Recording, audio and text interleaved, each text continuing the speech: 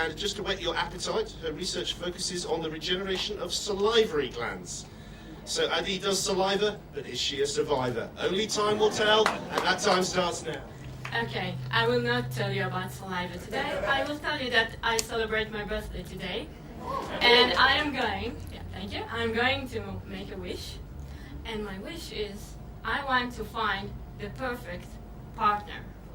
I bet I'm not the only one that would like to find a perfect partner, am I? Perfect partner, one that will be loyal just to me, will help with the kids, and will never leave the toilet seat up.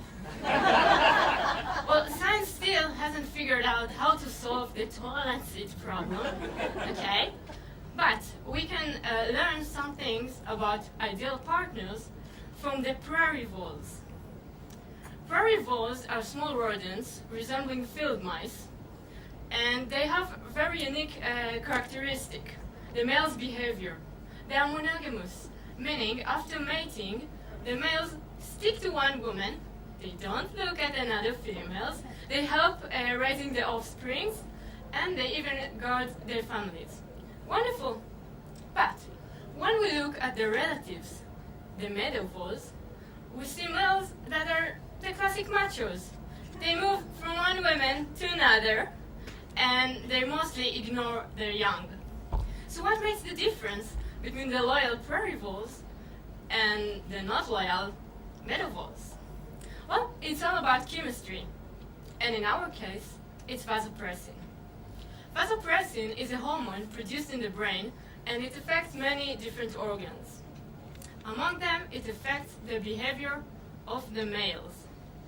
When two brains were compared, one of a prairie vole and one of a meadow vole, it was shown that vasopressin affects different areas in the two brains.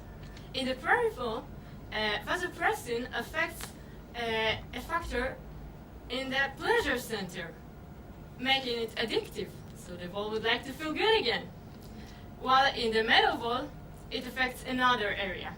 So can vasopressin be the key molecule for establishing a monogamous relationship?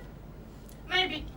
Researchers took young bachelor male prairie voles and they were given vasopressin.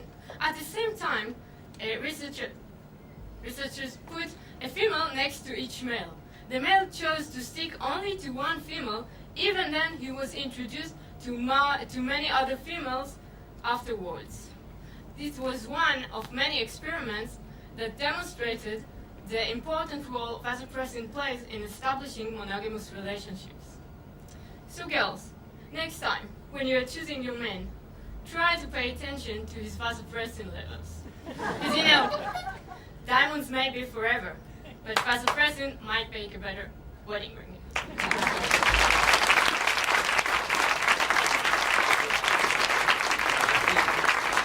It is a very hot subject, I would say.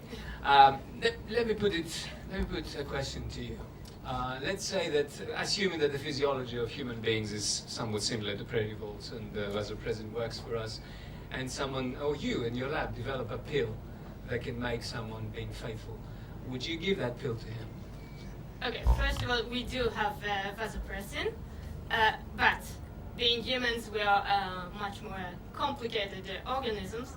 So we have many other hormones, and we have, the culture we grew up in that also affecting our behavior. But if I did succeed to develop such a hormone, I think I will not use it, for moral reasons. I think it's not ethical to do it.